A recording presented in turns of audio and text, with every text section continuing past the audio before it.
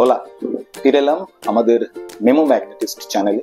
এটা আমার second episode. আমি ভেবেছিলাম ফ্রাইডে নাগাদ একটা এপিসোড আপলোড করব, কিন্তু আমরা জানি যে সম্প্রতি যে ভয়াবহ দুর্ঘটনা ঘটে গেছে আহমেদাবাদে, যেখানে প্রায় 300 মানুষ প্রাণ হারিয়েছেন। সেই ঘটনার পরিপ্রেক্ষিতে আমি মনে করেছিলাম যে এই ধরনের কোনো কন্টেন্ট বা কোনো ভিডিও এই মুহূর্তে আপলোড করা বা সেই দিন সেই সময় আপলোড করা অনুচিত, তাই আমি করিনি। প্রথমেই যারা প্রাণ হারিয়েছেন এই আহমেদাবাদের দুর্ঘটনায়, তাদের জন্য তাদের আত্মার শান্তি কামনা করছি এবং তাদের পরিবারকে সমবেদনা জানাচ্ছি। তো আজকের দিনটাও একটা বিশেষ দিন, কারণ আজকে 14ই জুন এবং 14ই জুন এমন একজন মানুষের জন্মদিন যিনি 39 বছর বয়সে মারা যান, কিন্তু তার মধ্যেই গোটা বিশ্বে তার কর্মকাণ্ড এবং তার জীবন দিয়ে যে লেসন্স তিনি দিয়ে গেছেন সেটা একটা বিরাট রকম ছাপ ফেলে গেছে। তাকে যারা পছন্দ করেন তাদের জীবনে তো ছাপ ফেলেছে বটেই, তাকে যারা অপছন্দও করেন তাদের জীবনেও আমার ধারণা কিছু না কিছু ভাবে কোনো না কোনো ভাবে ছাপ ফেলেছে। কারণ you can love this person, you can hate this person, but you can't ignore this person. So সেই ভদ্রলোকের নাম এরনেস্তো গেভারা, যাকে আমরা সকলে চে বলে জানি। আজকে তার জন্মদিন। অনেক বাঙালি ছেলে বাঙালি মেয়ে বা কলকাতায় যারা থেকেছে, যারা বড় হয়েছে, তাদের অনেকেরই যৌবনের একটা বড় অংশ জুড়ে চে কাজ করেছে। আজকে চের জন্মদিন এবং খুব ইন্টারেস্টিংলি গত বছর আমার কাছে একটা জিনিস এসে পৌঁছয় আমার এক বন্ধু মারফত, যে কিউবা বেড়াতে গেছিল। এবং আমরা সকলেই জানি যে কিউবান রেভলিউশনের পেছনে চের কত বড় ভূমিকা ছিল এবং চে একসময় ফিদেল কাস্ত্রোর সরকারের মন্ত্রীও ছিলেন, মিনিস্টার অফ ইন্ডাস্ট্রিজ ছিলেন। তো আমার এক বন্ধু, আমরা অনেকেই তাকে চিনি, ময়ূক বিশ্বাস, ডিউক ডাকনাম। ময়ূক একটি রাজনৈতিক দলের সঙ্গে যুক্ত, আমি সেই দলের সঙ্গে যুক্ত নই, কিন্তু ময়ূক আমার বন্ধু এবং অনেক রাজনৈতিক মতপার্থক্য থাকলেও বন্ধুত্ব তো বন্ধুত্বই হয়। তো ও কিউবা বেড়াতে গেছিল, তো সেখান থেকে আমার জন্য একটা জিনিসও এনে দেয়, যে জিনিসটা খুব ইন্টারেস্টিং।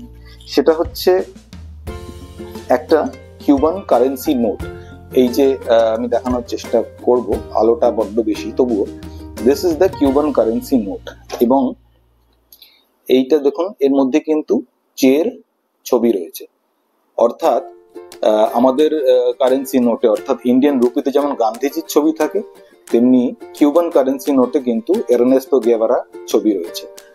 পেছন দিকটাও একবার দেখিয়ে দিই। এই হচ্ছে নোটের পেছন দিক, সেখানেও কিন্তু ছবি রয়েছে এরনেস্তোর, আর সামনের দিকে তো অবশ্যই রয়েছে। এটা 3 কিউবান পেসোর একটা নোট। এরকম দুটো নোটও আমাকে এনে দিয়েছে। এবার কিউবান পেসো আর ভারতীয় মুদ্রার সম্পর্ক যদি একটা স্থাপন করার চেষ্টা করি, তাহলে বলা যায় যে প্রায় আজকের দিনে ইন্ডিয়ান কারেন্সির 4 টাকা হচ্ছে 1 কিউবান পেসো। যেহেতু আমাদের, অন্তত আমার জীবনের চের একটা বড় ভূমিকা রয়েছে।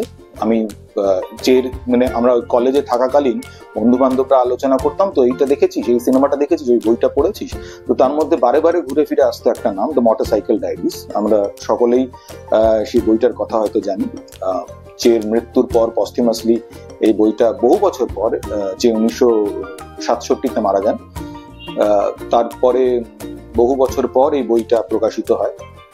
খুব চটি বই, আমি যদি খুব ভুল না করে থাকি 200 পাতারও কম বোধহয় বইটার রয়েছে, মানে লেখা রয়েছে। এবার সেই বইটার অ্যাকচুয়ালি ঘটনাটাও আমরা জানি। 1952 সাল, চের তখন 23 বছর বয়স বোধহয় হবে। তিনি তার এক বন্ধুকে নিয়ে একটি সিঙ্গল সিলিন্ডার 1939 নর্টন 500cc বাইকে করে প্রায় 8000 কিলোমিটার গোটা দক্ষিণ আমেরিকা চষে বেরিয়েছিলেন। মানে তিনি আর্জেন্টাইন ছিলেন, আর্জেন্টিনা থেকে শুরু করেছিলেন, বুয়েনোস আয়ারেস থেকে, এবং সেখান থেকে পুরো দক্ষিণ America, Argentina, Bolivia, Colombia, Chile, এই সমস্ত দেশ ঘুরে তিনি আবার ফিরে এসেছিলেন আর্জেন্টিনাতে, এবং বলা হয় এবং তিনি নিজেও বলেছেন যে এই যে তার যাত্রা, এই 8,000 কিলোমিটারের যাত্রা, সেখানে মানুষের সঙ্গে দেখা করা, আলোচনা করা, মানুষকে চেনা, সেইটাই তাকে তার রেভলিউশনারি সত্তাটাকে তৈরি করতে অনেক সাহায্য করেছে। মজার বিষয় হলো যে নোট তো আমাকে ডিউক এনে দিয়েছে, আমি অত্যন্ত খুশি, এবং this is also a thanks giving video for Duke. এবার মজার ব্যাপার হচ্ছে সেই নোটটাকে ম্যাগনেট কি করে করা যায়, কারণ আমার তো স্বাদ হচ্ছে ম্যাগনেট জমা। কি করে করা যায়? যতদিন না কিউবা নিজে যাচ্ছি তাহলে কি ততদিন ম্যাগনেট আনা হবে না কিউবা থেকে?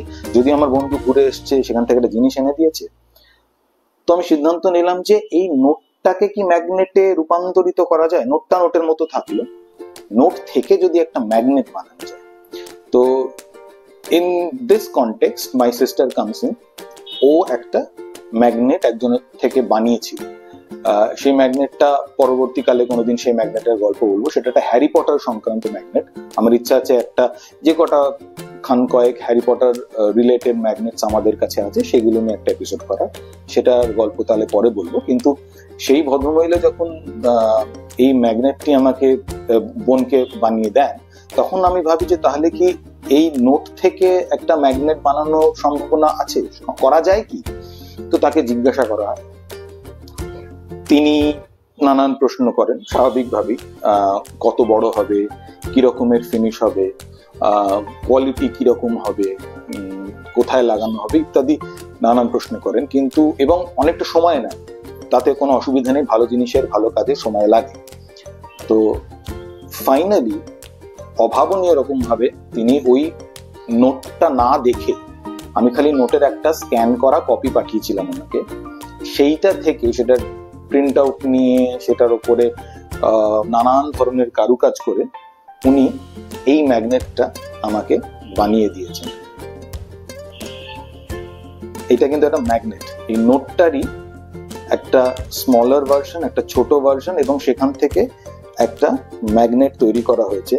এমনকি আলোতে হয়তো খুব একটা বোঝা যাবে না, কিন্তু এইখানে একটা পেনে লেখা ছিল, নোটটার উপরে একটা 5 মার্ক করা ছিল কোনো কারণে পেন দিয়ে, সেই মার্কটাও কিন্তু ম্যাগনেটের মধ্যে স্পষ্ট বোঝা যাচ্ছে।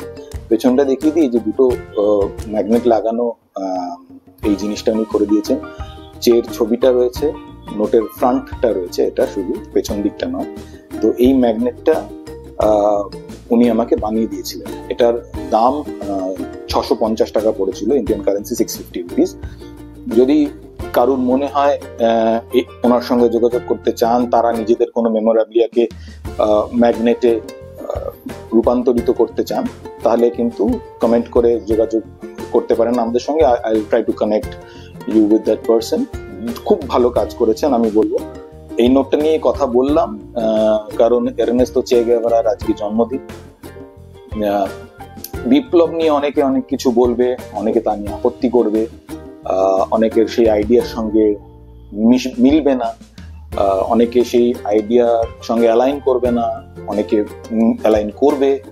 কিন্তু আমরা কেউই বোধহয় কিছু কিছু মানুষের ভূমিকা ওয়ার্ল্ড পলিটিক্সে তো উপেক্ষা করতে পারি না। তার মধ্যে চে অন্যতম, এ নিয়ে কোনো সন্দেহ নেই। যারা চেকে অপছন্দ করেন তারাও বোধহয় এটা স্বীকার করবেন। তো আই ডিসাইডেড যে 14ই জুন আজকে কমান্ডান্টের জন্মদিন, এবং আপনারা নিশ্চয়ই পিছনে দেখতে পাচ্ছেন একটা হোল সেট অফ ম্যাগনেটস আছে, পুরোটাই সত্যজিৎ রায় কেন্দ্রিক। এটার একজন আমাকে খুব খুব স্পেশাল একজন মানুষ আমাকে উপহার দিয়েছিলেন। তো এগুলো নিয়ে একদিন একটা আলাদা এপিসোড করবে। And if you also have a passion for magnets, for traveling, please keep watching us. আর লাইক, সাবস্ক্রাইব, শেয়ার করতে ভুলবেন না।